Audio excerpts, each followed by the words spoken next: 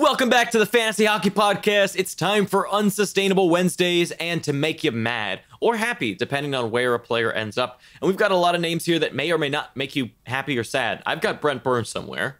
I know you've got some big names on yours. I've got Brent Burns somewhere as well. Oh, I wonder if we'll agree on Brent Burns. This should be interesting. I wonder if we will. I'm excited. Okay, so let's jump into first Unsustainably High. As usual, I'll start first in a player that we've gotten asked about a ton this year. Zach Parise, left wing, now 32% owned. Now, originally, he was mostly a streamer, and everyone was picking him up as a streamer option. But now it seems people may be using him as a long-term ad, or thinking that he might be a long-term ad. There's a few things that make him not a long-term ad for me right now. Over his last 13 games, he's 22.5% shooting. Way too high for Zach Parise. His on-ice shooting percentage is kind of fine over his last 13 games at 14%. But when everyone started to ask about him being a long-term ad, which is over these last 3 games, really, he has a 19% on-ice shooting. Way too high. I mean, it's high across his last 30 days, and it's high over these last 7 days as well. And his minutes are slightly low at 17. So there's not much there. Like, he shouldn't be doing this much with 17 minutes, and it's solely because he's over-indexing from a shooting percentage perspective and from an on-ice shooting percentage perspective. Yeah, so Parise was my last round pick in a lot of leagues. He usually plays well when he's healthy, but he's never going to be like above a 60-point pace anymore for any long period of time. So, I mean, I still kind of like him as a, like, maybe not a long-term ad, but as like a bridge ad or something. Yeah. Like, you don't have any other options, then Parise is always a good one. But I also like that he blocks, which is not super common for forwards. But yeah, I'm the fact that he's getting nothing but goals is the weirdest thing to me. Yeah, I think with him, he's one of those guys that I'd say a good, like you said, midterm option. Just kind of hold him while he's hot. But I also would try to shop him or include him in packages and see if you can actually get anything for him. Yeah. All right, my first one is Jonas Donskoy. Donskoy? Donskoy. Donskoy. Yeah. Dunskoy. Left wing. No. Left wing, right wing, 31%. The appeal here is pretty obvious. He's playing the best hockey he's ever played, which is not saying a lot, to be fair. But there are a lot of good indicators going on here. Huge ice time increase year over year. He's going from playing about 13 and a half minutes to 18 minutes, and even lately it's been a little higher than that, although it is starting to taper a little bit. And his deployment on the power play is skyrocketed. Now, there's a very clear reason for all of this, and that's injuries, specifically Landeskog at this point, as it seems like he's still played on that line with Renton back. But it's not just that. Donskoy is inflated across the board. He's shooting 22% on the season, which is silly. He doesn't shoot enough to back anything up either. So the fact that he's got 11 goals is pretty high for him. But, I mean, obviously playing with McKinnon is going to help that quite a bit. But his on-ice shooting is also high at 13%, which goes along with playing with elite players, but it's only been McKinnon for a long time. And despite how good he is, I don't think he's going to be able to sustain 13% shooting. It's higher than Tampa's top line last season. So I don't think that line can be expected to produce at this level. And like if you look at his last week, where this is where people are really picking him up, he's way too high. 24% on-ice shooting. It's just insane. The fact of the matter is Landeskog is on the mend, returning soon. And as soon as he does, Donskoy is going to fall off hard, like probably to completely irrelevant levels overnight, basically. So bear that in mind. I do like him as a short term while this is going on, but don't expect this point per game or above pace, which he's been on for the last month, to continue. Even if he's with that deployment, it's just been too much lately. Nothing in his advanced stats show that he should be producing at this level, even with McKinnon as a center. So I do think that we're going to see him regress regardless, and as soon as he's off that top line, he's droppable. So this is probably the best chance you'll be able to sell high, but anybody that's paying attention is going to know what you're doing. So good luck.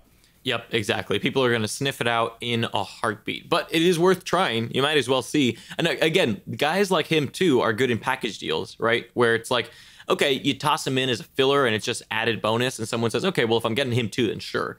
You know, that's where these guys sometimes become valuable. Same with Zach Parise, right? If you have a deal that's close and all it might take is Zach Parise or a Donskoy, then sure.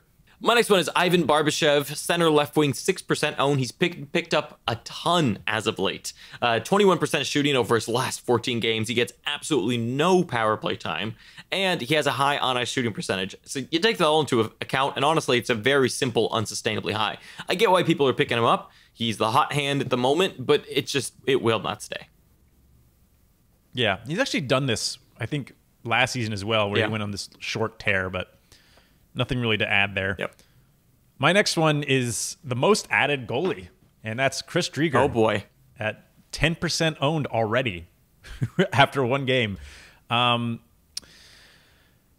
Yes, Bob is struggling, but you don't pay $10.5 million to a goalie for them not to start. We might obviously Drieger has been put this. We're recording this on Tuesday, so the game against Minnesota has not happened yet. So far, as far as we know, he has one shutout, and that's all he's played this season anyway. And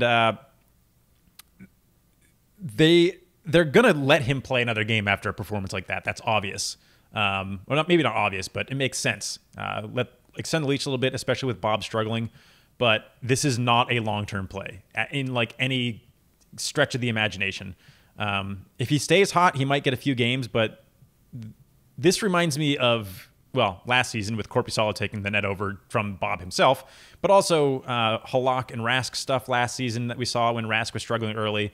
It's a stopgap. It's a let Bob step back from the game a little bit, let somebody else take the pressure, take the reins, and if he can play a good game, then great. Florida seems to be winning despite bad goaltending, and if they get a spark out of this guy to get a few solid starts out of him before he kind of regresses to what I would expect him to play at, which is an AHL level goaltender, I think that it's good news for the Panthers and it's good news for Bob, but it's not a long-term thing, and Bob will be back as the premier starter. Whether he regains some of his form is still to be seen, but he's going to get majority starts here soon again. Let's also not forget that no matter what Panthers goalie they've thrown in there, they haven't exactly been good, right? Like this isn't just a Bob problem. You put in Montembeault and it's still a problem. The issue is Florida's defense. There's the weight is a little different between Bob and Montembeault, to be fair, and Drieger for that matter. Exactly, but that's what I'm saying, right? The difference between Drieger and Bob is massive, and but I would say the difference between Drieger and Montembeault also is not that massive. Right? Like it's not that big of a difference. And so I think people are overreacting a little bit to the shutout. And if I'm looking at it, if I think of goaltenders that I want to pick up that are backups, effectively a backup essentially going forward, Florida is probably one of the last teams I want to touch. Because from a defensive perspective, they're awful. Montreal is another one. But the defense is the issue. Sure, Bob has had a few that aren't great. But if you watch Florida, the goalies actually haven't been that bad. What's been bad is the defense and the system in front of them. And so for that reason alone, I'm surprised that Drieger's being picked up so much. And it's solely because I don't buy this defense. And I think that not that it was a fluke, he played well, but ultimately that defense is going to catch up to him if he does start to steal starts in the future, which, again, I agree with you, Bob is going to take over here very soon. What I would add, and I attempted to, but it was outbid significantly, I would add Drieger in Dynasty or systems with minors leagues where you can kind of activate him when he plays his games, because that's just another way to maximize starts. Total aside, has nothing to do with unsustainability. It just has to do with minor eligible goaltenders in a league that allows you to put minors players in the minors. Yep. My last one here is going to be Gustav Nyquist, Columbus Blue Jackets, left wing, right wing, 21% owned. Great shot pace over the last 3 games, actually. He's been shooting a ton, which is awesome to see. But his shooting percentage is really high, and that's something that is boosting his point totals here. And because of it, he's relying almost solely on that high shooting percentage. The other day, someone actually asked me, would you rather have Gustav Nyquist or Oliver Bjorkstrand? And I said Bjorkstrand, and they were pretty surprised by that. The reason I said was because when you look at the two, Bjorkstrand is pretty balanced across the two. And he's slightly unsustainable in both on-ice shooting percentage and in shooting percentage, just a little bit, not a lot. Whereas you look at Gustav Nyquist, and he's wholly relying on this high shooting percentage. And so he needs more assists to be sustainable. And until that happens, I can't really recommend Gustav Nyquist, and I'd much rather have the line mate in Oliver Bjorkstrand, who's getting points across both assists and goals, and is just slightly unsustainable in both, largely because you have like a guy like Gustav Nyquist who's shooting at a high percentage. He takes advantage of that, getting a high on a shooting percentage. So right now for me, Gustav Nyquist is the unsustainable one of that line. Yeah, I would agree with that. And my last one here is Jake DeBrusk. Left wing, right wing, 32%. So DeBrusk is an interesting one. He shot 17% last season, which gave him 27 goals when he was expected to get 15. So that kind of points to two things. Not only was his shooting percentage high, but even if his shooting percentage was normal, he was scoring more than he probably should have. So that's interesting. But also his on-ice shooting percentage this season is unbelievably high. Over the last month, it's 16%. Which is his last, 13 games? Oh, 9 games, because he was hurt, of course. But the big thing and the whole reason you pick up Jake DeBrusk is because he plays power play 1. You get exposure to that unbelievable top line of Marchand, sort of Bergeron, and then Pasternak. Thing is, he's not playing there anymore. And even with Bergeron out, he's not playing there, which is the biggest concern. They decided to put Danton Heinen and Charlie Coyle up there, which makes you... Heinen was there when Bergeron was in. DeBrusk might be able to get back there, but I mean, he's playing less minutes than usual, 14 and a half. His shooting is like decent, but it's really backed up by his high shooting percentage and his high on-ice shooting percentage, where just things seem to be luckily going in for him lately. So I'm not buying it. With him not being power play 1, and that in turn affecting his overall ice time, he's dipping very quickly. I wouldn't own him in any league, basically. Well, okay. In super deep leagues, I would, but in a standard 12-person, 10-person league, he's not worth hanging on to at this time.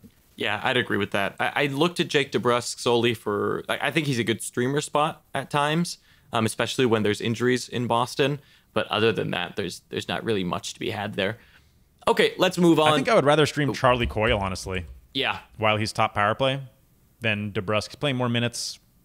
He doesn't shoot that much, which is annoying, but I don't know. I guess I don't like either one of them, honestly, but if I had to choose.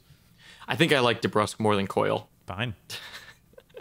Okay, moving on to Unsustainably Low. I'll start first with Evander Kane, left wing, 92% owned. You know how much we love Evander Evander Gaines.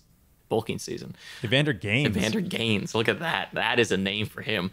So Evander Kane, you know how much we love him on the podcast. And I think that the thing that happens with guys like Evander Kane at times is you see a player who shouldn't be getting points start to get points, right? They do really, really well. And as soon as they stop getting points, I mean, it can be literally a 2-game stretch. People are like, oh, that's it. He's not getting points anymore. He's back to who he is. Or at least they have this image of a player like Evander Kane as more of a Ryan Reeves type or something like that, right? So they think, oh, well, that's it. His points are dried up. Maybe I should start to move him. Whereas when you look at it, he's actually been really good over his last 13 games. His minutes are up. He's playing 21 minutes on average, which is huge for him. Over the last 3 games, he's actually shooting at 0%, so he hasn't had a single shot go in over his last 3 games. If you look at his last 13 games, it's pretty on par with what you'd expect from Evander Kane, and he has a high power play percentage. Right now, I think that what's happening, we've seen a lot of Evander Kane questions, and they've all flooded over these last 3 games, over this last week. And I think people are overreacting a little bit to what is an unsustainably low week. And everything to me still points to Evander Kane being fine, and I don't even think he's a sell high candidate or anything like that. I just hold for the most part. Yep, especially in leagues that count shots and hits. Especially. In a points-only league, I actually might be thinking about selling high. Potentially in a points-only league, I'd look at it. But I think especially in a bangers league, which is now standard leagues essentially in Yahoo, I wouldn't be looking to move him. All right, my first one is Carey Price. Oh, 97%. He so a lot of people are stressed out about Carey Price, understandably. Been a little bit rough lately, to say the least. The thing is, the Canadians are actually playing a little bit better in front of him than they were last year. They're suppressing, well, not suppressing. The shots on are about the same, but the danger levels have gone down slightly. The big thing that's sticking out to me is the expected goals against per game for Carey Price right now are 2.42. Which, if he was playing at that level, that would be good. That'd be great. But he's currently at 3.18 goals against. So this says to me that either overnight, basically, or over the last year, Carey Price has gotten significantly worse, which I don't see that as the case, although he did kind of do that 2 years ago, didn't he? But I hope he's not doing the Craig Anderson thing, the 1 year on, 1 year off thing, but we'll see. But anyway, he's either regressed super hard in a year, which I don't think should be the case, or he's playing through an injury, which is the only thing that would concern me if that's actually happening. I haven't seen any indications about that. I mean, they still start him quite a bit. You'd think that if he was hurt and not playing well that they wouldn't. But everything is telling me that he should improve and that everything points to an improvement unless there's something going on behind the scenes that we don't know about. Yeah, and on top of that, I think when you watch him, he looks good. I think also, though, when you look at Montreal's defense, on paper, I think that it's a little deceiving because it says that Montreal's been doing well defensively in front of him. But when you watch the games, they give up a lot of odd man rushes. And that's something that he's struggled with this season. And so to me, I think Carey Price is a weird one where he's both unsustainably low and also slightly sustainably low simply because of the team around him. This year, he's given up less rebounds per game, or actually more rebounds against per game, my bad. He's actually faced around the same rush attempts per game as last year. And so to me, Carey Price looks somewhat like last year's goaltender. He has a worse high danger save percentage at the moment, which is right on par with the average. But aside from that, like, Carey Price doesn't look that awful. It's just that the team in front of him is terrible. And like you said, the difference in that expected goals against per game is the big difference here. The fact that he's giving up so many goals against on average compared to what he should be is really disappointing. But that's also not completely surprising given the defense in front of him. Yeah, I honestly don't think that, despite how they've been playing, I don't think the Montreal defense is that bad. I mean, they haven't changed a lot from last season. You'd think that they'd be able to. I don't think they're that bad. I think that they do make a goaltender's life a little difficult, though, when you watch games. Like, sure, they're not technically bad, but the plays that they give up are oftentimes do make a goaltender's life pretty difficult. If you watch the Boston game, like the games he struggled in this past week, for example, against the Devils, against Boston, a lot of odd man rushes, a lot of backdoor passes. Like, they don't make Carey Price's life easy. Granted, they will not give up many of those, but they give up enough that it's hard on Carey Price. Yeah. My next one here is going to be Anze Kopitar. My next one and my last one, actually. Anze Kopitar, center, 81%, low IPP with very similar on-ice shooting percentage over his last four games played. He has a 0% shooting over his last 7 games, but a wild 30% over his last 14 games. So even with this little bit of a slump over this last week, he's still on an 80-point pace for the season. I still expect him to be maybe like a 70-point guy. So this regression doesn't scare me at all. I think this is completely warranted almost for him, given how high his shooting percentage is. His shooting percentage actually isn't too crazy on the season as a whole, but these last 14 games have been ridiculous at 30%. His honest shooting percentage has actually been slightly fine and his IPP a little bit low. So I would expect it to shift a little bit from goals to assists for Anze Kopitar going forward. But he's fine. I wouldn't rush to sell high or anything like that on Anze Kopitar, I don't think, because I don't think you're going to get what he's worth or what his ceiling at least is worth. It's weird. When you draft guys low in the draft, they have to be unbelievable for you to really increase their value. Yeah.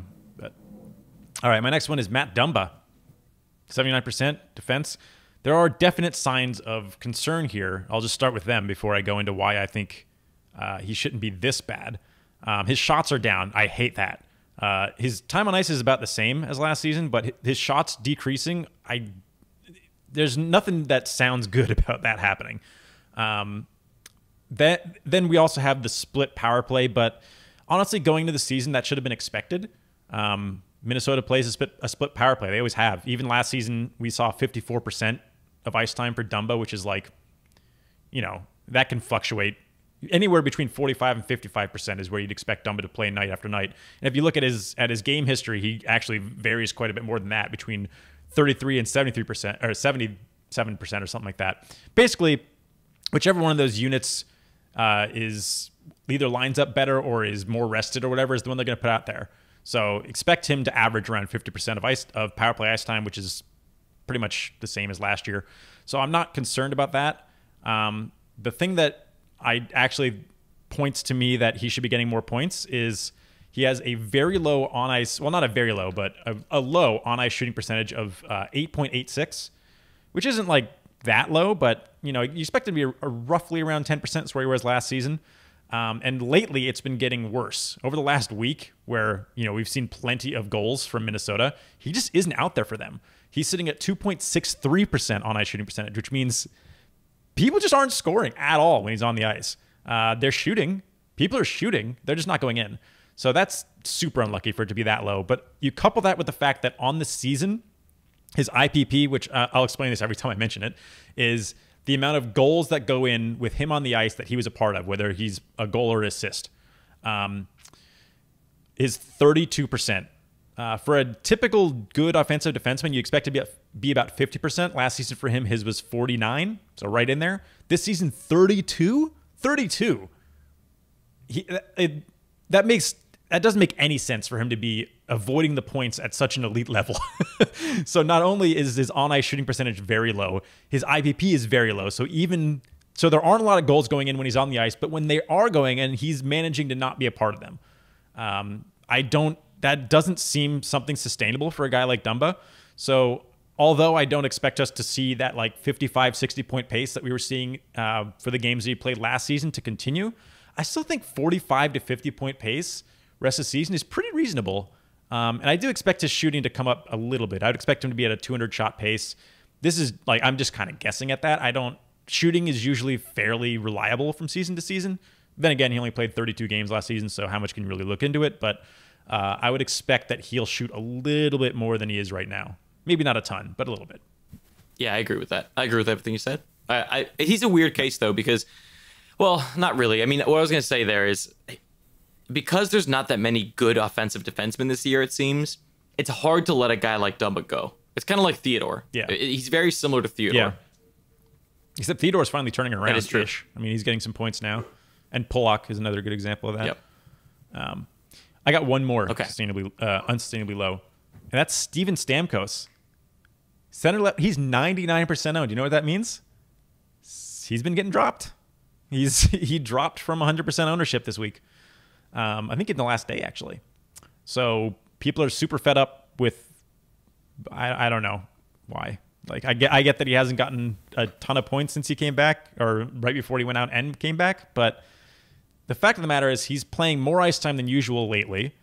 And he's shooting more than usual lately. What we're seeing is just and he's getting more power play. Everything, he's getting more of everything.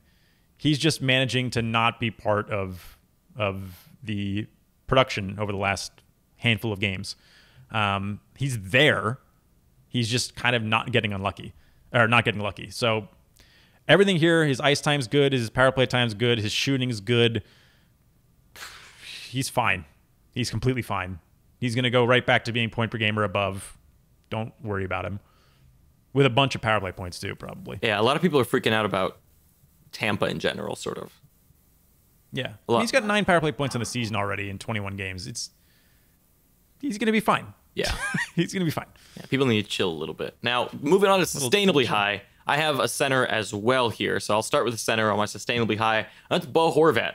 I talked about him quite a few episodes ago. He's center, 68% owned. His minutes are super high, 23 per game over the last 14 games. His shot pace is super healthy. His shooting percentage is actually low over his last 14 games, as his IPP. So there's room for improvement for Bo Horvat. And he's already doing really well, in my opinion. Like what we've seen recently is already sustainable, and there's room for growth for him. His power play percentage is also really high, which is good to see, because I remember at the beginning when I called him Sustainably Low, one of the things that was a criticism was it just doesn't seem like he's sticking on that power play. And now it seems like he really is sticking on that power play.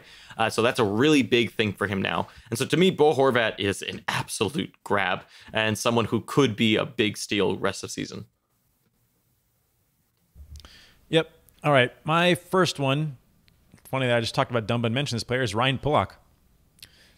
61% owned. The big reason to be excited about him finally is not because of this point pace that's been going on, which actually I think is a little inflated, but it's more about his power play. He's power play 1, and he's getting, about 55 to 60% of power play ice time, which is much higher than usual. Last season, he was at 40%. So he's getting to play with Barzal and then the rest of the second line, which is a weird unit, but it seems to be working. So with that, now he's gone from being a peripheral defenseman to a peripheral defenseman with decent point upside. I still don't think you should expect much more than like a 50-point pace. If he came out with a 50-point pace, I'd be happy. I'd be actually very happy. Even if he came out with a 45-point pace, that's basically what I drafted him expecting. A 45-point pace with like pretty decent peripheral numbers across the board in shots, hits, and blocks. And his blocks have been very good. So he's doing what I wanted him to do. I think he and Dumba are very comparable in a lot of ways. And I actually think that rest of the season, Pulock might get the slight edge because of power play points, but beyond that, I think they're roughly the same player, just on different teams. My next one here is going to be a defenseman as well, and that's Jacob Trouba. Defenseman, 86% owned. Healthy IPP on the season. Fine on-ice shooting percentage. 0% shooting over this last week, and he had 4 assists in 4 games. Now, he's not sustainably high for the people that drafted him as maybe their second defenseman. For those people, he's going to probably continue to be disappointing unless he gets top power play back. But one of the things that's very interesting about Jacob Trouba is he's almost always been a secondary assist defenseman.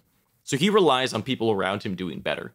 And now that he's getting more minutes and more exposure to the Artemi Panarins and Mika Zibanejad's of the world, I actually think we could see a little bit of a revival here out of him, where he factors in a little bit more on the offense. The other thing that I think he's sustainably high on is that there's a lot of people like myself who picked him up off of waivers and is now their third or fourth defenseman. He is a fantastic third or fourth defenseman, especially if you count peripherals. I mean, in my points league, he's probably my best defenseman at this point just because his floor is so high from peripherals every single night. And even in one of our leagues, without the points, he's like 37th ranked, and that's one that includes blocks, hits, and shots. And so there's a lot to be excited about with Trouba, and I think that if you're able to adjust your expectations a little bit, he could be worth it. And I think he's a great trade target, especially in bangers leagues, where you could probably get him super cheap. And someone thinks they're selling high right now because he's gone on this tear over the last week. But to me, Jacob Trouba is just a great option, especially if he's towards the bottom of your defense core. Now, if he's at the top, he's going to continue to, like I said, probably continue to be disappointing for the most part from what you expected. But he's been playing really well. And I do think that he seems now, even from watching games, he seems much more adjusted now into the offense. And hopefully that continues. If we can see Jacob Trouba actually get adjusted with Mika Zibanejad and Artemi Panarin, it could be really big for him, and he could actually realize that 50, 60-point pace. Yeah, I would be, he has to get power play 1 to get above like a 45-point pace, yeah. I think. Right now, his peripherals, though, are so good that, again, if you can acquire him for as a peripheral guy first and foremost. Especially if you have blocks. He's ridiculous for peripherals. Yeah. All right, my next one is Jacob Vrana. Left wing, 61%. So the whole reason that we didn't like Vrana for a long time was he didn't get power play 1, and he didn't get a lot of ice time. He's been like a 14.5-minute guy, 14-minute guy. Now we're seeing him get up to the 16, 17 minutes. We're seeing him shoot like kind of an equivalent amount. It's gone up. It actually probably is too high at this point. It's definitely too high over the last week, but I don't necessarily expect him to be shooting 3.5 times per game, which is what he's been doing over the last month or so. Seems a little too high, but I mean, who knows? Maybe he will. But the very encouraging bit is his power play deployment, finally. I think that's where to be the most excited about him. His IPP is a little too high, especially over the last month. He's 86%, so he's just factored into too many of the goals on the ice. But the fact of the matter is, he's been a waiver guy forever. And I think he's pushed past that now, especially when you consider the off nights of Washington. I think he can be a long-term hold, especially as long as he's on the power play 1. I'd want to hold him long-term is basically what I'm saying. Even if I do think some of the numbers here are a little overblown, I do think that he has potential to be, a 65, 70-point pace guy, which would be great. So speaking of guys who shoot a lot, my next guy here who's sustainably high is Joel Armia. Defenseman, 31% owned. I know you love him. Love it.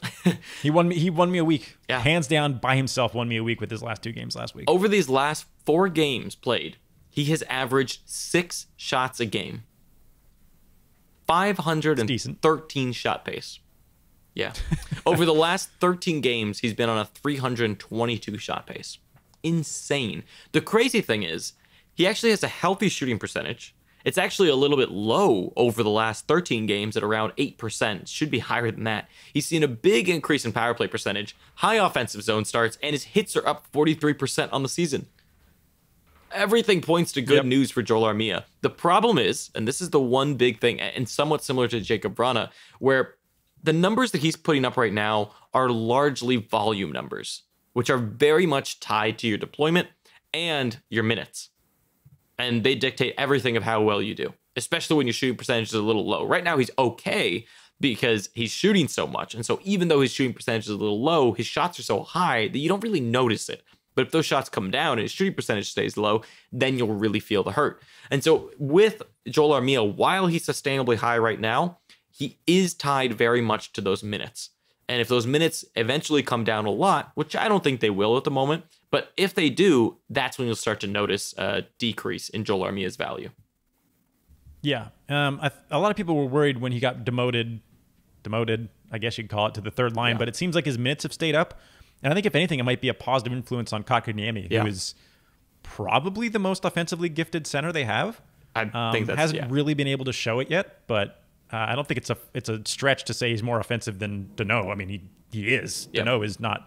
He's not supposed to be an offensive guy. Danault's a defensive guy. And then Domi would be the question mark. Is Kotkaniemi better than Domi offensively? Yes. Maybe not yet, but Armia being on his wing and playing the way he's playing is going to do nothing but help him develop. So we will see.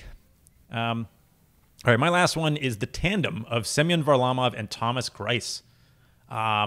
Boy, you must be happy, patting myself on the back, if you got them late in your drafts, either one, because they make an excellent goalie too. It's hard to rely on one as a goalie one just because their starts. If the Islanders play 3 games, you're either going to get 1 or 2 starts out of them, so you need somebody to fill the gap. I do like the idea of handcuffing for them, but obviously you give up a little bit in the odds of you winning games, but in an averages league, who cares? They've got as good a chance to shut somebody out as anybody does at this point as a tandem, and their averages numbers are great. So I really like.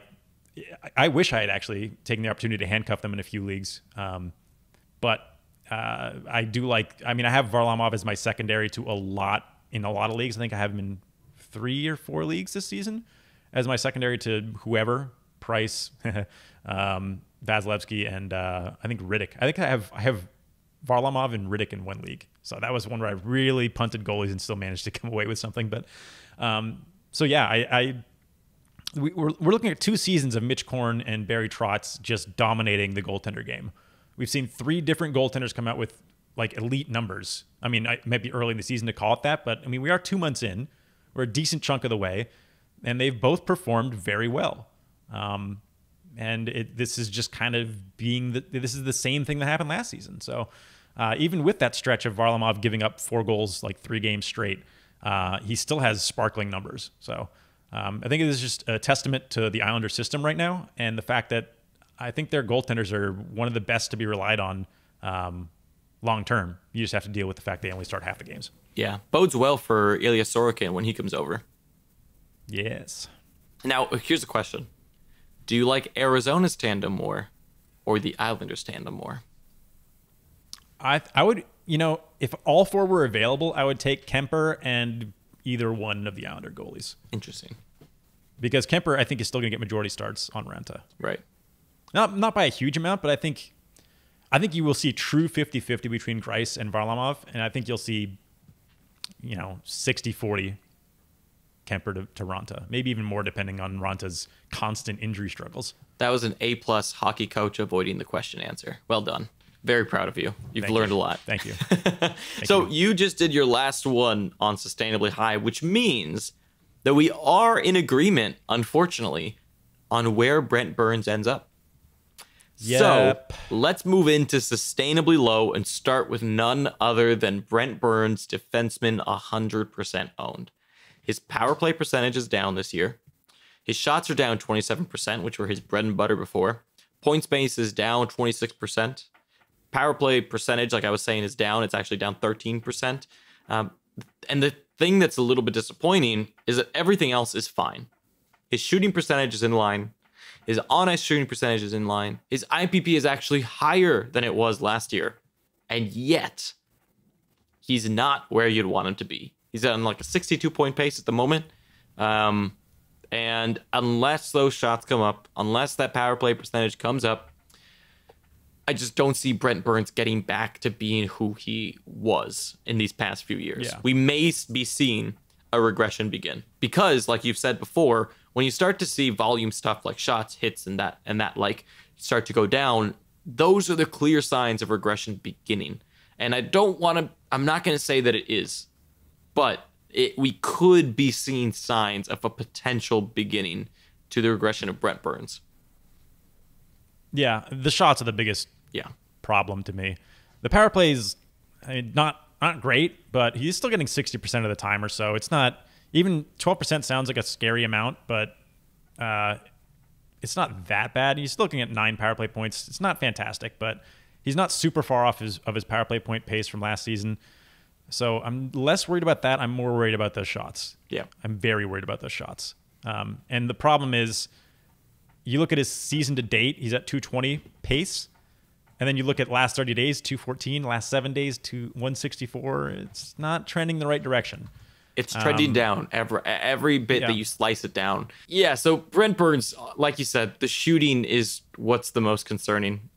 His individual Corsi 4 pace has also gone down quite a bit. So he's also just not attempting as many shots on the net as he has in years prior. So there's just not a lot to be excited about at the moment. And really, like you said, the one place you got to point to is just shots. I mean, you've got to see those shots go up. His time on ice is relatively the same. His point space over the season is at 62, but over the last 30 days, which is 13 games, it's 44. Last year, he got 83 points. And I think that it's tough to right now look at his numbers and his deployment and say that he's an 82-point guy again. I don't think I see it. I think I see more of a 60, 70-point guy, and 70 even feels a little bit much. Yeah, I'd say. I mean, I'll be optimistic and say 70 is about where I'd place him because I don't know. I can't really imagine he would drop that much in shot pace, but I mean, that's what the numbers are saying. So I'm just going to give him the benefit of the doubt and assume his shots come up a little bit, and with that, his points come up a little bit from his current pace. But it's just me assuming based on his history. Yeah, one thing as well over these last 30 days, another thing that's a little bit surprising with him is that 100% of his assists are secondary, which again, he only got 5, but 100% of them are secondary, which last year only 42% on the season were secondary. This year on the season, 62% are secondary. So we've seen a lot more secondary action as opposed to last year, more primary action, which again is not promising. So he's one of those players to watch and see what comes of him, but the shot pace is the number one thing to pay attention to going forward. Yep. All right. My one, actually, do I have a goaltender in every single? I think I have a goalie in all the. I do. I have a goalie in every section. You do. That's different. Anders Nielsen is my goaltender for Sustainably Low. 27% owned. The party's over, guys. Ottawa's still not a good team. I know that he's been playing pretty well, and I'm really kind of reacting to him getting blown up for 7 goals against Minnesota, but it was against Minnesota, and he's really the thing about Nielsen is you're looking at a player who's playing like very, very well at mid danger, which are like the shots you see that look sort of dangerous but are pretty routine for a goalie. Those still have a pretty decent shot of going in. He's been saving a ton of them. And the thing with Nielsen is he's not like some diamond in the rough. He's been in the league for a long time, and he's never been anything above like a kind of subpar backup. So the idea that he can step in and be goalie 1 and like be this year's Binnington, I just don't see it, especially on this Ottawa team. The thing is, even if I were to assume that he'd be a league average goaltender or something, he faces way too many shots to be considered reliable. You're like.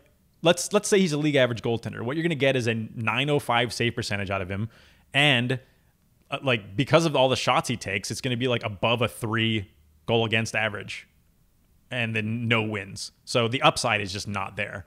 The only reason I'd ever have Nielsen is if like you only count like wins and saves or something. Like goals against don't matter, maybe in a points league. I could see that then, just because of the volume he sees. But in standard averages leagues, he is going to ruin you, and probably already ruined some people with the Minnesota game last week. Was it Jake Allen that shut out Minnesota recently? Did he do that last night? Yep, yesterday, yeah. Monday. If Jake Allen shuts out Minnesota, and you let in a ton of goals, you gotta rethink your life. Yep, and they let him sit in there for all 7. Must have felt nice. Oh man, my next one here is from another terrible team in Detroit. Andreas Athanasiou, center, left wing, right wing, 14%. Oh, no, it was Allen shut out Chicago. Oh, he shut out Chicago. Okay. Well, yep. Athanasiou, 14% owned, center, left wing, right wing. Terrible deployment. Shots are down. Shooting percentage and IPP are fine. Really, he's a 50 to 55 point guy, and that's about it. He's a good streamer option on weeks that Detroit have a good schedule, but he is not worth holding long term at all in virtually any league. He's this year's Mikhail Backlund for us, I think. Yep, exactly. Has his opportunities, but really only when they have off nights. And especially with the Should shooting. be holding on to him this week when Detroit only plays twice. Yeah. Last year, the reason that he was worth a hold was because his shooting was so high. And so normally he was worth it at least to help you win the shots category, and you could live with that. But this year he's not really doing anything, and his deployment sucks. So he's not worth it anymore. Speaking of crappy deployment, and a guy that we mentioned, or you mentioned last week on Unsustainably Low, I'm putting in Sustainably Low this time, and that's Cam Atkinson. What? He has his last 2 games, he played 12 and 13 minutes. So it's 2 games. It's 2 games. Yeah, I know, but it's not trending in the right direction, and he got bumped off power play 1. In this, what's happening right now, it's actually concerning. Before it was just, I don't know, he's playing. The thing is, even before, his shots were down quite a bit. Like he was only at a 205 shot pace over the last 30 days, which isn't great for him because he's a volume guy. He plays like Jeff Skinner. He should be getting 280 to 300 shots, I think. But it's been dipping, and obviously with the ice time dip, now it's dipping even more. He is at 109. What do you have? 4 shots over his last 3 games. His on-ice shooting is super low, so yeah, that has a way to increase. But the fact that he's been bumped from power play 1, it feels a lot like what happened with Dubois early in the season, with the experimentation and him getting bumped off power play 1, except Oliver Bjorkstrand is playing pretty well, and that's who took his spot on the top right wing. So I don't think that he has a great way to get back to it if Bjorkstrand keeps playing well.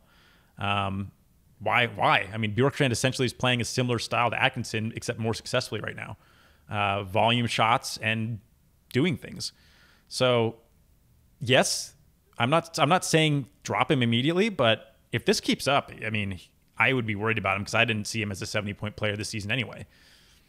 Yeah, I don't see him as a 70-point guy. And you know what? The shot pace is what's most concerning because in the past, he's always been like a 12% shooter, somewhere around there. Right now, he's at 4% on the season, 3% over the last 30 days. So he's been struggling. You pair that with low shooting as well. Yeah. It's going to give you no goals. Yeah, like say you end the season at 10% shooting with 200 shots on net or 250, whatever it is, you're looking at 20 to 25 goals, right? And if you're not getting good deployment, you're not going to get as many assists either. And his IPP on the season is fine. But like you said, his on-ice shooting percentage is low. So there's room to improve for him. It's just, I think his goals come up, but I actually think his assists probably balance a little bit. So I think he's going to be closer to a 50-50 split if I were to just take a stab at what his point totals become. Yeah. But I think that 50-50 split might be 30-30 as opposed to 35-35 or something that might have been expected. Yeah, I'd agree with that. I think 60 points is more reasonable than 70, of course. And I think part of that was the reduction in assists that I was expecting.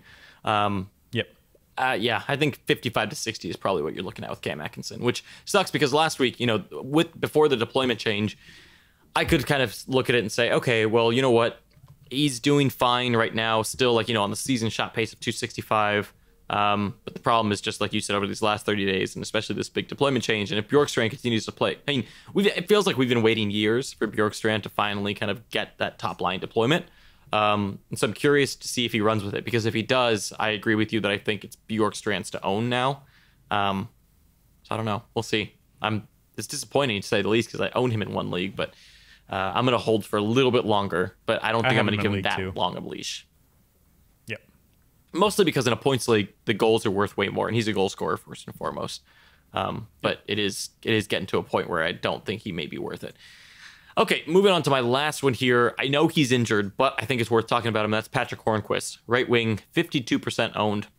Shots are down significantly on the season. His shooting percentage is fine too, so he's not going to get you many goals if he's shooting fine, but his shots are down. His IPP is a little bit low, 15% down from last year, but on top of that, not crazy. It's nothing insane. On-ice shooting percentage is touch low as well, but that's kind of to be expected with worse line mates. So I'm not entirely surprised that his on-ice shooting percentage is a little lower than last year.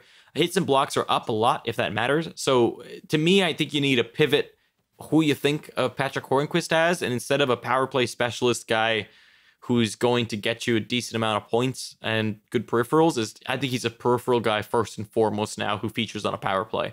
And I don't think he's a 50. I don't even know if he's a 50-point guy this year, to be honest. He might not be. I think he may be below 50 points. He's, like I said, I think I'd completely pivot what I think about Patrick Hornquist and make him a peripheral first guy. Yep, I agree. So there you go. That is Unsustainable Wednesdays. Let us know what you think of the players that we put on here. And also be sure to tweet us or pay attention to Twitter. We oftentimes ask for suggestions for the next Unsustainable episode. Also be sure to join our Discord if you haven't already. More than 1,000 fantasy hockey fans in there. And other than that, we will catch you for the weekend preview. Also pay attention to some live streams we'll be doing. And thank you for watching or listening. Yeah, thanks for watching or listening. Oh, by the way, the Twitter is Fantasy Hockey PD. Because username length requirements. Yes.